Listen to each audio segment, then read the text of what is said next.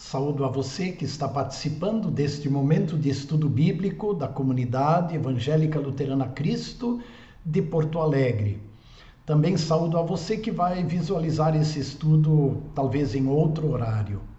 Eu sou o pastor Reinaldo Littke, sou um dos pastores da comunidade e tenho o privilégio de hoje conduzir este momento de estudo.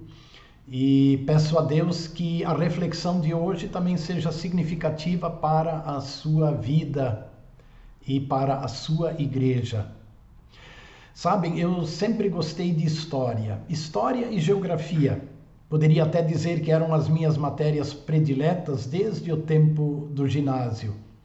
Porque poder conhecer a origem dos fatos, poder conhecer a história dos fatos, poder conhecer o contexto em que eles aconteceram e também o local geográfico onde eles aconteceram, é algo que sempre me chamou a atenção, me inspirou. E assim também é com a história da igreja. Conhecer a realidade da igreja primitiva, do primeiro século, dos acontecimentos, das ações, das atitudes, dos líderes e das congregações, isso sem dúvida inspira a igreja de todos os tempos e de todas as épocas. A nossa comunidade Cristo está completando agora em 2022 120 anos de existência. E esta é uma das razões por que nós decidimos olhar mais de perto o livro de Atos dos Apóstolos, porque na Igreja do Novo Testamento, esse é o livro histórico que relata o surgimento da Igreja, que mostra a expansão da Igreja, que comenta as dificuldades que a Igreja enfrentou e como ela agiu e como ela enfrentou as adversidades. Então, isso é inspirador para a igreja de todos os tempos e de todos os lugares. Repito, a base é o livro de Atos dos Apóstolos, mas não só esse livro. Eu digo a base está lá porque ele é o relato histórico, embora as epístolas, elas também trazem relatos históricos. Por exemplo, na semana passada, o estudo do pastor Ismar Pins foi sobre a igreja de Éfeso, e uma das igrejas relatadas em Atos, conforme Atos 19. E a partir desse capítulo ele nos mostrou como a pregação da palavra lá na cidade de Éfeso, na igreja de Éfeso, produziu transformações sociais, produziu mudanças na visão das pessoas, no comportamento das pessoas. Então, observem como é importante olhar para o passado e então nos perguntarmos, será que a pregação da palavra a partir da igreja de hoje continua produzindo mudanças e transformações? É uma pergunta bem pertinente. Pois bem, hoje eu quero enfatizar a igreja, o trabalho, o surgimento e o trabalho e as ações da igreja de Antioquia da Síria. Você vai se encantar com a vida e com o trabalho desta igreja de Antioquia da Síria. Eu tenho por base especialmente os capítulos 11 e 13 de Atos dos Apóstolos. Então, mais uma vez, convido você a tomar a sua Bíblia e acompanhar comigo, afinal nós estamos num momento de estudo bíblico, então vamos ter realmente o texto bíblico diante de nós, olhar fatos e a partir destes fatos compreender, interpretar os fatos e a partir deles também questionar a nossa ação como igreja hoje em pleno século XXI, ok? Vamos então ao estudo. Eu começo com Atos 11, os versos 19 até 26. Eu vou ler esses versos em três blocos diferentes. O primeiro bloco é dos versos 19 até 21. Diz assim: Os que foram dispersos a partir da perseguição que começou com a morte de Estevão, se espalharam até a Fenícia, Chipre e Antioquia.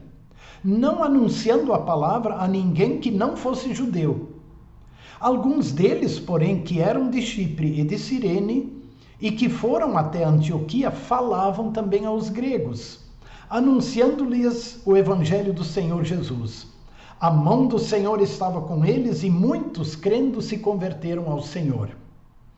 É importante relembrar que o primeiro grande movimento de expansão da fé cristã aconteceu a partir do Pentecostes, que aconteceu 10 dias depois da ascensão de Jesus, quando ele cumpriu a promessa e enviou o Espírito Santo, que capacitou os apóstolos de Cristo, que começaram a proclamar a boa notícia da salvação pela fé em Jesus.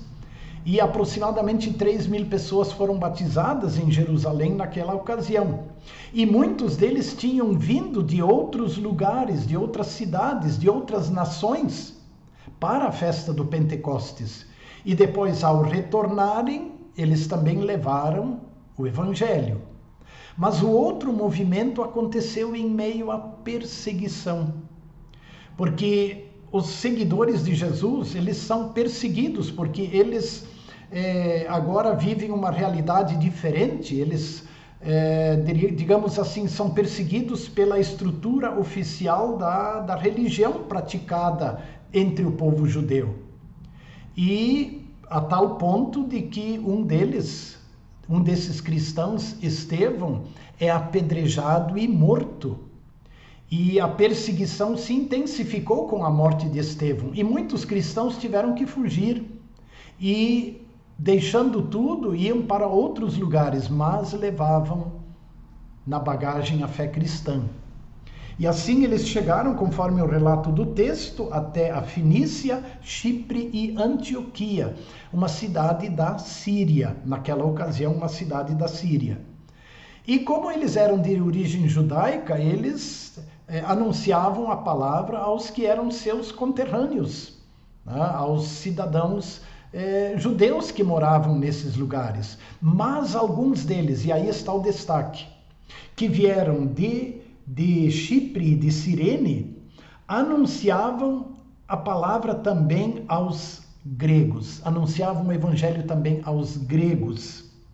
E muitos, crendo, se converteram ao Senhor. E então, em Antioquia, na Síria, podemos dizer que se estabelece a primeira igreja fora do contexto da tradição judaica, fora do contexto judeu. E uma igreja que alcança também pessoas de outros povos, de outras raças, de outras culturas. No caso aqui, resumidos na palavra gregos, anunciavam o evangelho também aos gregos. E essa igreja, ela é importante por quê? Porque lá existem cristãos judeus, lá existem cristãos gregos e de outras nacionalidades. E isso foi bem significativo, bem importante. A igreja saiu do seu círculo e ela começou a se abrir para outras culturas, outros povos, outras nações. Muito bem, vamos ver o que acontece na sequência, porque o fato de se estabelecer uma igreja grande em Antioquia, na Síria, chamou a atenção da igreja em Jerusalém, onde ainda estavam os apóstolos de Cristo. E a notícia daquela igreja chegou a Jerusalém. Vamos ouvir. Versos 22 a 24. A notícia a respeito deles chegou aos ouvidos da igreja que estava em Jerusalém. E enviaram Barnabé até Antioquia. Quando ele chegou e viu a graça de Deus, ficou muito alegre. E exortava a todos que com firmeza de coração permanecessem no Senhor. Porque ele, Barnabé, era homem bom, cheio do Espírito Santo e de fé. E muita gente se uniu ao Senhor. Quem foi mandado para Antioquia não foi um dos apóstolos. Foi um líder da igreja chamado Barnabé. E esse Barnabé já tinha sido mencionado no livro de Atos em outro momento. Por exemplo, lá no capítulo 4. No final do capítulo 4, nós temos o registro da oferta de Barnabé. Então capítulo 4, verso 36. Então José, a quem os apóstolos chamavam de Barnabé, que quer dizer filho da consolação, um levita natural de Chipre, vendeu um campo que possuía, trouxe o dinheiro e o depositou aos pés dos apóstolos. Ou seja, eles enviaram para Antioquia um homem que demonstrou amor a Deus e amor ao próximo. Um homem que confiava no Evangelho de Cristo e que demonstrou amor ao próximo ao ponto de vender uma propriedade para ajudar os mais necessitados. E quando Barnabé chega a Antioquia e vê a igreja de Antioquia, ele se alegra com o que o Senhor estava realizando naquele lugar. E ele anima os cristãos daquele lugar, os exorta para que permanecessem firmes na fé. E ele se alegra com o que está acontecendo em Antioquia. Mas ele tem uma percepção importante. Era necessário investir no ensino. Porque, observem bem, entraram na igreja de Antioquia pessoas que vieram de outras culturas, que provavelmente adoravam outros deuses, outras divindades, e que agora precisavam ser firmadas no Evangelho, no ensino. E aí Barnabé toma uma atitude que foi vital na vida daquela igreja. Está em Atos 11, 22 a 24. Deixa eu voltar para o capítulo 11. Depois Barnabé foi a Tarso, à procura de Saulo. E quando o encontrou, levou-o para Antioquia. E durante um ano inteiro se reuniram naquela igreja e ensinaram numerosa multidão. Em Antioquia, os discípulos foram pela primeira vez chamados de cristãos. Atos 11, 26, guardem bem essa referência. Lá pela primeira vez os cristãos, os seguidores de Jesus, são chamados de cristãos. Mas observem a visão deste homem, ela foi fundamental na vida da igreja de Antioquia. Ele sabia que precisava investir no ensino. E aí ele busca um velho conhecido, vamos assim dizer, Saulo. E agora Saulo volta ao cenário da igreja, porque depois da sua conversão, quando Saulo ainda perseguia os cristãos, ele teve um tempo que nós podemos chamar de retiro, retiro de formação, e ele sai do cenário. Agora, Barnabé vai até Tarso, que é a cidade natural de Saulo, e o busca, e o leva para Antioquia. E eles investem num programa de ensino para fundamentar aqueles cristãos na fé em Jesus. E o texto afirma que durante um ano todo eles fizeram este investimento e ensinaram numerosa multidão. Muita gente foi ensinada, foi preparada, foi firmada na fé. E, com certeza, a vida daqueles cristãos repercutiu na cidade. E eles passam a ser identificados como cristãos. Aqueles que creem no Cristo, no Salvador Jesus Cristo.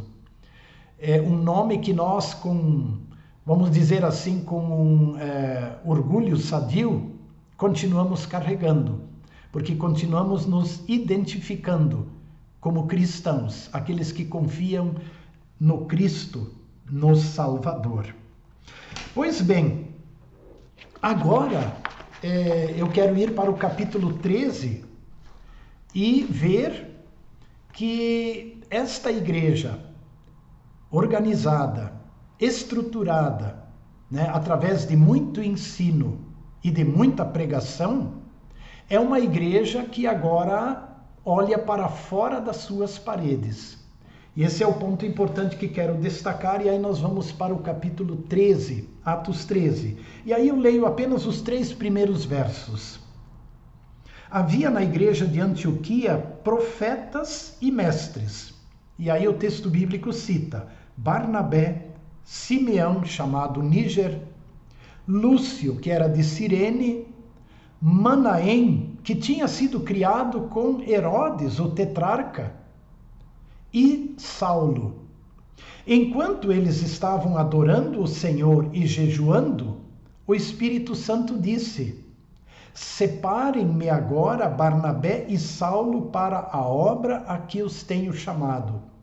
Então, jejuando e orando e impondo as mãos sobre eles, os despediram. O texto bíblico cita vários líderes, profetas e mestres, aqueles que anunciavam o evangelho e aqueles que firmavam, ensinavam os convertidos e os firmavam na fé. Então essa é a estratégia de trabalho. Há profetas e há mestres. Há os que proclamam o evangelho, mas há os que fazem um constante trabalho de ensino, né? Os mestres, para firmar aqueles cristãos na fé cristã. Uma igreja que investiu no ensino é uma igreja que também entendeu que a missão de Cristo não se limitava a eles.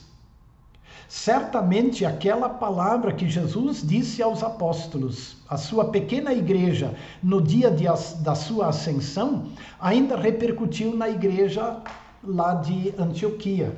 Vamos relembrar Atos 1, capítulo 1, verso 8. Lembram? Na ascensão de Jesus,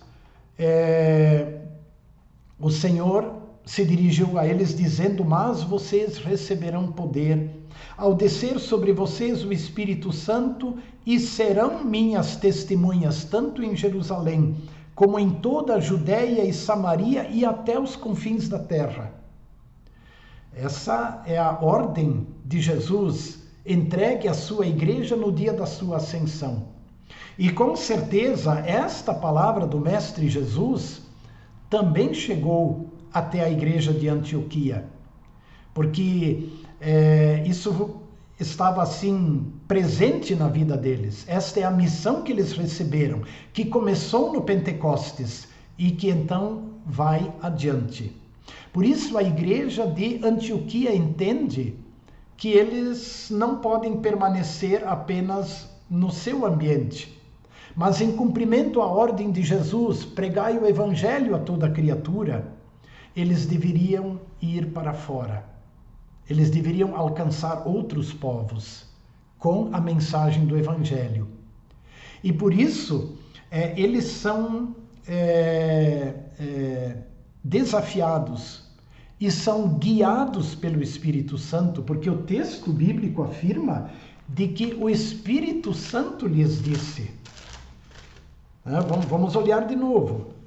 Enquanto eles estavam adorando o Senhor e jejuando, o Espírito Santo disse: separem-me agora Barnabé e Saulo para a obra a que eu os tenho chamado. Bom, como é que o Espírito Santo disse isso para eles? Certamente a partir das análises que eles fizeram, das reflexões, a partir da ordem de Jesus, eles entendem, mas quem os guia é o Espírito Santo, de que eles deveriam investir na pregação do Evangelho para outros povos e outras raças. Uma palavrinha sobre a igreja de Antioquia. O texto bíblico fala em Antioquia da Síria. Hoje, esta cidade, ela ainda existe, é uma moderna cidade, só que ela hoje está no território da Turquia, quase na divisa da Turquia com a Síria. E ela chama-se Antáquia, né, na língua lá turca, né? A Antáquia é a antiga Antioquia.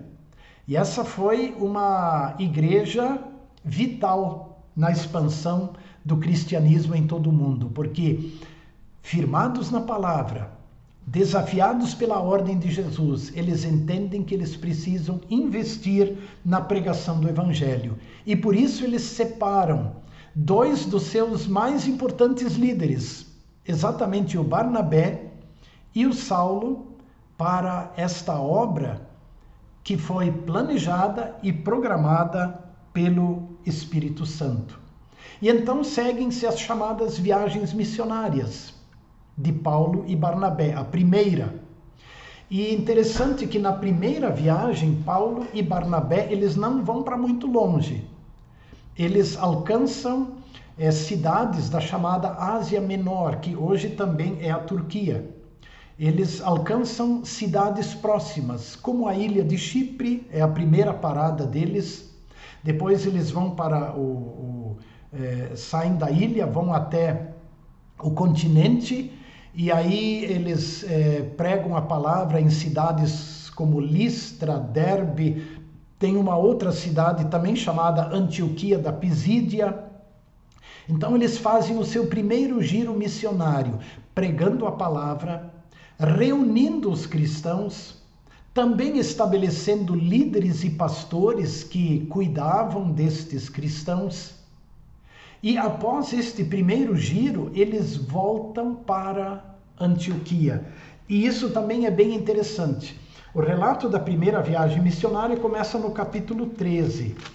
E lá no final do capítulo 14, nós temos o relato da conclusão da primeira viagem missionária. Diz assim, capítulo 14, verso 27. Quando chegaram a Antioquia, ou seja, quando retornaram a Antioquia, reuniram a igreja e relataram tudo que Deus havia feito com eles e como tinha aberto aos gentios a porta da fé. E permaneceram muito tempo com os discípulos. Isso é significativo porque eles voltam para a igreja que os enviou. Antioquia os enviou para um trabalho, eles realizam o trabalho e agora voltam e relatam. E tomam fôlego, por assim dizer, para continuar, para ir novamente. E este reinício, ou este ir novamente, está relatado lá em Atos 15, verso 36, quando eles iniciam a segunda viagem missionária. O relato é o seguinte: alguns dias depois, Paulo disse a Barnabé: vamos voltar e visitar os irmãos em todas as cidades nas quais anunciamos a palavra do Senhor para ver como estão. Fantástico isso. Essa é a estratégia. Bom, aqueles lugares precisavam ser revisitados para ver como estão aqueles que confiaram, aderiram à fé cristã, que foram chamados, convertidos. Eles estão bem? Então eles são revisitados. E o trabalho é ampliado. Paulo e Barnabé se dividem neste momento. Paulo passa a ter um outro companheiro, que é Silas. Depois ele leva o Timóteo também. E na segunda viagem missionária, eles ampliam o trabalho deles. Eles vão até a Europa. Lembram que na segunda viagem missionária, Paulo teve aquela visão, à noite, de um jovem da Macedônia que dizia: passa para a Macedônia e ajuda-nos. E assim Paulo e Silas chegam até a cidade de Filipos, já na Europa. E então lá estabelecem uma igreja. Lídia, a primeira convertida. Eles vão adiante, eles chegam até a Grécia, na cidade de Corinto, na cidade de Atenas. Então, são locais onde o apóstolo trabalha na segunda viagem. Na cidade de Corinto, ele permanece 1 ano e meio. Observem que agora já é um trabalho bem mais amplo, mas a estratégia é a mesma. É a pregação do evangelho, é firmar aqueles cristãos, estabelecer líderes e guias, pastores, que agora cuidassem destas igrejas que se organizaram.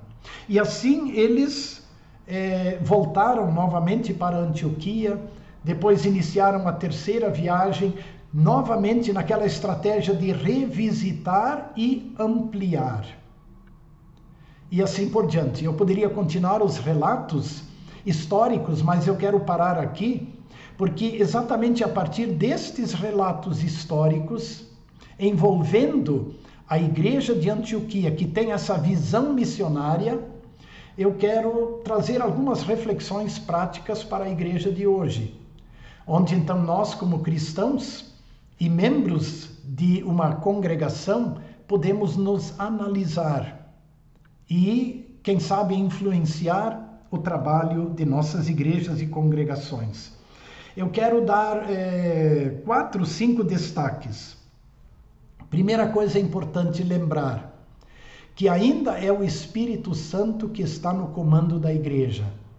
Isso nós temos que entender e isso precisamos ter isso bem vivo em nossa mente. A igreja de Antioquia foi desafiada pelo Espírito Santo, foi conduzida pelo Espírito Santo a enviar os missionários. Uma igreja que estuda a palavra de Deus, que investe no ensino.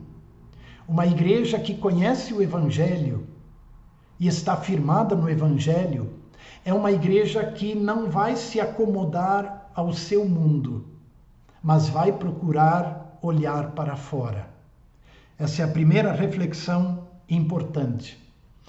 Diria que a igreja hoje não pode perder de vista aquilo que Jesus disse no dia da sua ascensão, para a pequena igreja reunida. Vocês vão ser minhas testemunhas em Jerusalém, na Judéia, na Samaria e até os confins da terra. A perspectiva dos confins da terra precisa estar presente no nosso jeito de ser e de viver como igreja. Porque aí está o problema, terceiro ponto que destaco. Facilmente a igreja se acomoda ao seu mundo, se acomoda ao seu meio. E ela se tranquiliza, ela se... sim, a palavra é esta, ela se acomoda ao seu mundo, ao seu meio. Por isso, olhar para a igreja de Antioquia chama nossa atenção e nos desafia a olhar para o mundo. Mas isto exige firmeza na palavra, isto exige oração, né? Como aconteceu lá na igreja de Antioquia. Precisamos entender que o Evangelho de Cristo é para todos os povos, todas as tribos e raças. O evangelista Marcos termina seu evangelho dizendo as palavras de Jesus: pregai o evangelho a toda criatura. Quem crer e for batizado será salvo, quem não crer será condenado. E a grande comissão, conforme registrada em Mateus, também é essa: fazei discípulos de todas as nações, batizando-os e ensinando-os. É muito bonito e consolador ler o livro de Apocalipse, quando então João vê os salvos no céu. E Apocalipse nos traz isto. Quando ele vê os salvos, ele relata assim, que eles eram de todas as tribos, de todos os povos, de todas as nações, de todas as línguas, de todas as raças. Esse é o bonito. Mas para que isso aconteça, a igreja precisa investir nisso. Ela precisa olhar para fora, para o mundo. Mas a pergunta é: como é que eu vou participar disso? Como é que a minha congregação, às vezes, digamos, alguém vai dizer, como é que a minha pequena congregação vai mandar missionários para todas as tribos e nações? Como é que ela vai pregar o evangelho em todos os lugares? As oportunidades e as maneiras são as mais diferentes, especialmente hoje, com o surgimento das redes sociais. Isso é bem desafiador. Mas eu quero chamar atenção para um detalhe. Como nós, na condição de igreja local, de cristãos que congregam numa igreja local, podemos participar da missão de pregar o evangelho a todas as nações, através da oração, para que Deus abra portas. Muito importante a oração da igreja, para que a pregação e o evangelho chegue a todos. É interessante que os apóstolos, em várias ocasiões, quando eles pedem a oração da igreja, eles pedem também: orem para que Deus abra as portas da fé para os que ainda não o conhecem. Então, o envolvimento nosso na oração para que o evangelho chegue a todos, mas também nas ofertas. As nossas ofertas ajudam para que a pregação do evangelho alcance muitas outras pessoas, tanto dentro do nosso país como fora do nosso país. Se como congregação local não temos condições de alcançar muitos povos, nós como sínodo, juntando-nos com outras congregações, podemos realizar este trabalho de modo mais eficiente. Na nossa Igreja Evangélica Luterana do Brasil, nós temos algumas decisões como sínodo, ligadas às ofertas.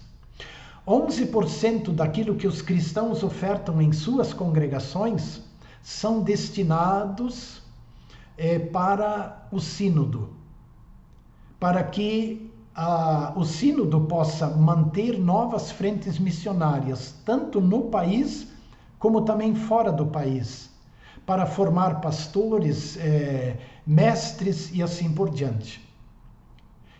E também temos uma decisão aqui no nosso distrito porto-alegrense, de que 5% das ofertas locais são destinadas para o distrito, para os projetos de expansão dentro do distrito.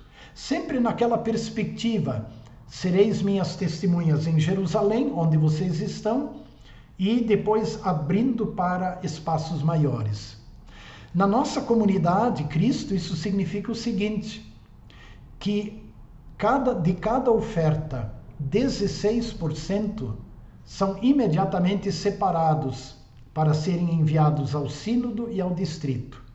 Então veja bem, se você faz uma oferta mensal de R$1.000, destes R$1.000, R$110 são destinados para o sínodo, ajudam a formar pastores e a expandir o trabalho dentro e fora do país. E mais R$50, 5%, são destinados para os projetos do próprio distrito. E você estará participando na pregação ou na missão de levar o Evangelho a todos os povos. Importante também destacar que a Igreja Evangélica Luterana do Brasil, em parceria com a Igreja Luterana Sínodo de Missouri, está hoje enviando missionários, pastores missionários, para vários locais na África e também na América do Sul e na América Central. Lembram, aqui na nossa comunidade, o pastor Arthur Benevenuti, que é filho da nossa comunidade Cristo, há poucas semanas foi enviado pela igreja para a Jamaica, para lá ser missionário e pregador do Evangelho na Jamaica, e assim proclamando Cristo para todos. Por isso, ao colocar diante de nós o exemplo da igreja de Antioquia, meu propósito é que o Espírito Santo toque nossos corações como membros da igreja, para nos envolvermos cada vez mais na missão. A nós, membros da comunidade Cristo, eu lembro o nosso lema deste ano festivo: vem para Cristo. E com isso queremos dizer: confia em Jesus como teu Salvador, confia em Jesus Cristo, teu Salvador, mas vem também para a comunidade Cristo, envolva-se e participe deste grande projeto, deste grande trabalho.